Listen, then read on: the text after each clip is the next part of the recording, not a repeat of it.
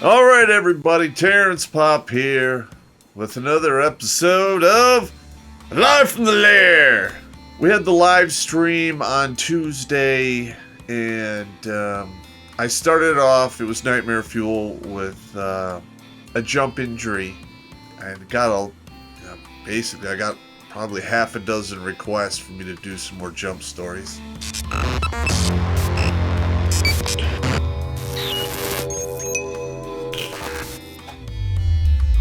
Chad Swagger is who Bad Pop would be if he hadn't joined the army. A typical American male who enjoys getting drunk on the weekends with ambitions to become a beer baron and a lousy lover to platinum blonde Icelandic bombshells. Half as charming as he thinks he is and twice as desperate, The Bro Next Door is free on Amazon Kindle, but it's an extra 10 if you want a kiss on the mouth. A link is in the description. When I showed you that video, it was an absolute perfect day. Not real windy, hardly a cloud in the sky. He didn't have any mid-air collisions or any problems with his equipment, and everything seemed to be going hunky-dory until he landed and broke his leg. So yeah, if you are a paratrooper, you already know this. The job is incredibly dangerous. If you want to be a paratrooper, you need to be informed up front exactly what could happen to you. Now, from basically 88 to 2007-ish, I was on jump status. Okay, either in the Rangers, Special Forces, or as a paratrooper. And I quit counting my drops at 100. Seemed kind of a waste to do it beyond that, because I got to experience an actual combat drop in December 20th, 1989, when I jumped into Rio Hato as a member of Bravo Company 275 Ranger Battalion. And let me tell you, once you get to see what's at the end of all that training, the motivation to be the jump master and all the other shit just goes by the wayside. Now, I am fortunate that I only had to do one combat drop in my career. I really was not looking forward to doing any more. Though I will say, if I was needed, I would still suit up and step out of the aircraft, on a hot drop zone. Don't want that to happen, but if it needs to happen, might as well be me doing it. I'm not going to go into a lot of detail in the whole Panama invasion. I already talked about that in nauseum in a Lair video several years back. And I really don't want to revisit that stuff. That was pretty much the last time I'm going to tell that story in all of its detail, because I just want to get that behind me. Because contrary to popular belief, and all the veterans out there who've seen combat know this, every single day your mind goes back there. I catch myself thinking about the Panama invasion and all that crap probably 2 or 3 times a day, and I'm always back in Iraq in 2004 when I'm not thinking about Panama. It's weird. It's hard to explain. And a lot of the vets out there will realize that these words I'm going to speak here are true. It's a lot of guys, while they're over there in the box, all they want to do is come home. And then once you get home, all you want to do is go back to the box. You're like caught in a weird dynamic where you no longer feel at home stateside or in a war zone. I'm going to talk about a couple of jump stories that I have that I still think about them from time to time, and I probably always will until I get recycled into the hereafter. But one of the most crazy drops that I ever did was a mass tack. It was at Fort Lewis. I believe it was 2 battalions participating. I think it was 3rd and 2nd Bat. My memory serves me correct. It could be wrong. But when you're doing a mass tack like that, you know, when you look out, because we did the mass tack, we're doing a ramp jump on the back of the C-130. They just lower the ramp and you just hook up and just walk out the back of the aircraft. But there was probably 18 to 2 dozen aircraft. And then they all start dropping bodies. Like the green light went on, and you know, we vacate our aircraft, and the sky was just ram-packed with parachutes. And fortunately, we're dropping the Crash 10, which is the T-10 parachute. It's not a high-performance parachute, but it's designed to get you from the aircraft to the ground as fast as possible without killing you. And the Crash 10 will take 2 fully equipped paratroopers to the ground safely. So on this particular drop, I step out, do my usual 4 seconds of screaming, just really no counting. Main chute opens. Boom. I'm twisted up pretty bad. So I'm, you got to pull apart on the risers and, kick your feet, and it causes you to untwist. So while you're twisted, you really can't control the parachute. I mean, it's just not going to work out. It took me about 20 seconds to get out of the twists. So I finally come out of the twists, and as soon as I get done, I snap forward, and I have a Ranger coming directly at my parachute and literally, does the spread eagle, slams into my my risers, and then turns and slips away. Well, that impact causes me to oscillate. So you're like, and it's getting worse. It was like being on a swing set when you're a kid, when you're going just too high, where you go up and you feel yourself fall back down just a little bit. That's what was happening. And I did everything in my power to try to stop the oscillating, and it just would not stop.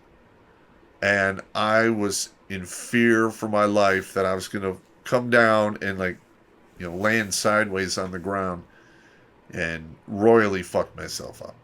But fortunately for me, while I'm going through all that craziness, I descended,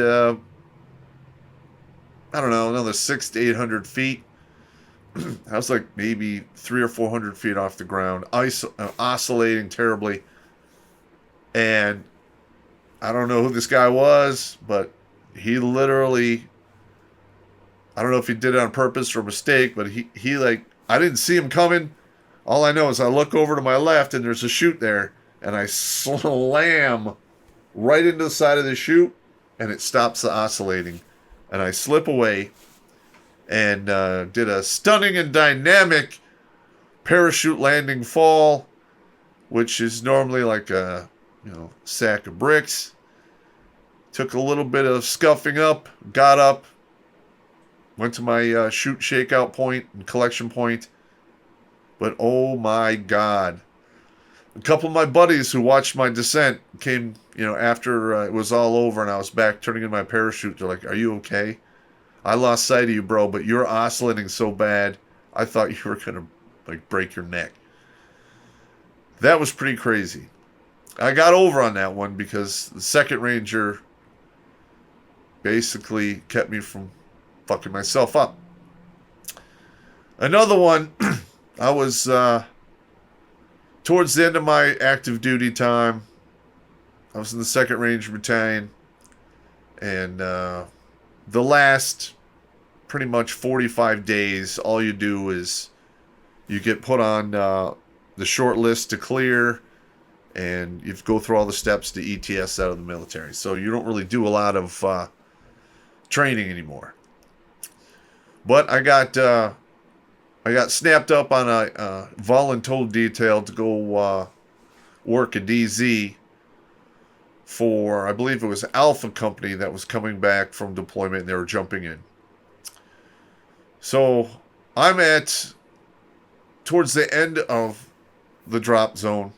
Like the shoot shakeout point's on this side, way over here, the shoot collection point, and I'm towards the end here. And there's a few sporadic trees towards the end of the drop zone. Now, this guy comes out of the bird. They're jumping maybe somewhere between 800 and 1,000 feet. And this ranger comes out and his feet get caught in the risers. So he's coming down head first. And I'm watching the guy, start stressing out and kicking and screaming. And you can't hear him screaming at that high of an altitude. You really only start to hear him about 200 feet. So the guy gets around 200 feet. He's coming down head first. And what does he do? He lowers his rucksack. So I watch him pull a H harness, because they were, we were switching over from H harness to single point releases back then. And the rucksack comes loose, hits him in the face on the way down, and now he's really stuck. He's upside down, feet over his head, and now he has 60 to 80 pounds of rucksack hanging from the lowering line. And if he had any hopes of getting his feet loose, that was pretty much done by that point. So I call it in on the radio, what I see, and nobody really, there's really nothing you can do. All right, the guy is in the air, and I'm 200 feet below him. And I know if this guy lands the way he's, landing, he's going to break his fucking neck. So I start yelling up at the guy, jettison your rucksack. You just cut it away, let it burn in. And this particular individual listened to what I had to say, lowered his rucksack and his weapon with it. They burned in. And I think that the weapon was deadlined, and he had some other sensitive items in his rucksack, like a pair of nods or something. They were pretty much deadlined and destroyed. And I start running out after the guy because he's not getting his feet loose. All right, it's just not happening. And I remember I am sprinting for all I am worth to get to this ranger. And, I literally got to him when he was like, his head was 4 to 5 feet off the ground. He was a half a second away from, lawn darting in, head first. And I remember I put my arms underneath his shoulders, and then I came down to one knee, and literally the force of his body weight coming down, I caught as much as I could with my arms. I'm not superhuman, but the thing that saved him is I was on a knee, and this elbow hit the other thigh, and it was just enough to keep his head from hitting the ground, and his body just, came down sideways. And I believe he had some cracked ribs, but other than that, he was fine. I had to fill out a statement, a witness statement in regards to what happened with his equipment and weapon. And as far as I know, nothing happened to the guy because, stepping out of an airplane with a bunch of equipment is, not only is it dangerous for you, but for said equipment. So I believe they lost a set of nods, and the weapon they had was, I believe, bent into a bow and arrow. And I've seen that a few times. It happened to me once myself. So that's how hard you guys come down in those parachute rigs. Now, they have a new parachute, which is like a square one. I've not jumped that one. Probably never will. I heard that one has a much better landing, and it has less entanglements and, chute failures. So let's hope that's all true. Now, the last story I'm going to talk about here, and for those of you that don't know what this is, all right, when you rig parachutes in the military, every parachute comes with a little, information booklet about the parachute, how when it was manufactured, and then you basically, as the rigger, you write and sign your name every time you pack the parachute. So if there's a problem, they look at the booklet, they find out who packed the chute, and then they come talk to you. Well, back in the day, on Fort Bragg, they had a it's basically reprehensible, but they had a rigger who was purposely sabotaging the parachutes and signing the parachute booklet Mickey Mouse. And I believe over a 2 or 3 year period, like a half a dozen people got, killed on Fort Bragg from parachutes that were signed Mickey Mouse. Now, it just so happens the tail end of that was happening while I was going through the Q course at Fort Benning, or at Fort Bragg, North Carolina. So when we would do our drops, our jumps, which we did like 2 a month while I was in the Q course, they literally had everyone look at the booklet and see if it was signed like Mickey Mouse or Pluto or anything stupid like that, because they were getting people killed. I remember we went out to the airfield and we were jumping. It was a Casa, I think a 210. It was a rickety aircraft. It only seated like I think 11 people with 2 jump masters, and it would basically let the ramp down and go up at an angle, and you just kind of slide your ass out and go off. Now, they actually found a parachute that was signed to Mickey Mouse on that particular day that we were doing the drops. Now, fortunately, it wasn't issued to anyone, but it wasn't found until after we did the drops. So they brought out a couple pallets of chutes. We went up there. They just handed them out, and it just turns out that good fortune, the Mickey Mouse rigged parachute was not issued that day. It was still in the pallet, and they found it after it was all completed, and our sergeant major was pissed. Oh my God. Now, I don't know if they found the guy who did that or not. I would hope they did find that guy and nail his ass to a wall. But yeah, that shit is absolutely reprehensible. You're going to start sabotaging shit to get people like maimed and killed. That's a special kind of stupid. And I have no sympathy for you whatsoever.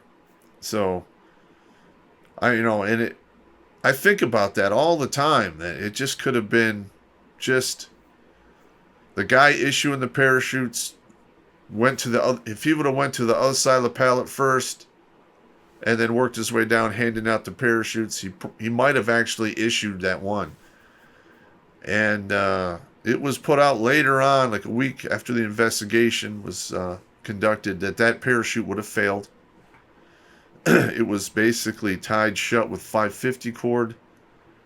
So there's absolutely no chance of that parachute deploying. You would be a toe jumper, a toe jumper. And that is never a good thing. Because once you start towing behind the aircraft, they can get you back into the aircraft. It's difficult.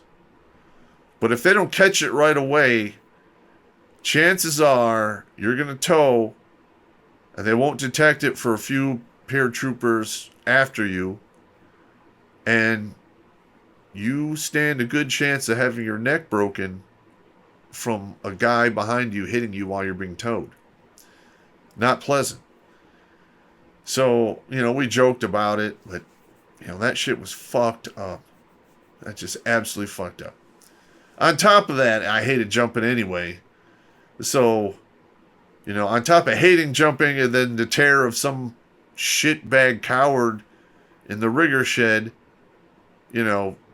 purposely sabotaging your equipment so you'll die. Yeah, that's not good at all. So, I don't know. Hopefully they caught that guy. Maybe you guys can Google it. It might be on the internet. That was before the internet was a thing, but yeah, the Mickey Mouse rigger. That was not a good day. All right, well, that's a couple of jump stories that I thought I would go over while I'm reminiscing down memory lane. So, I'll tell you what. You guys send me some more ideas or whatever else you guys want me to talk about, and chances are I'll cover it in a lair. You guys take it easy.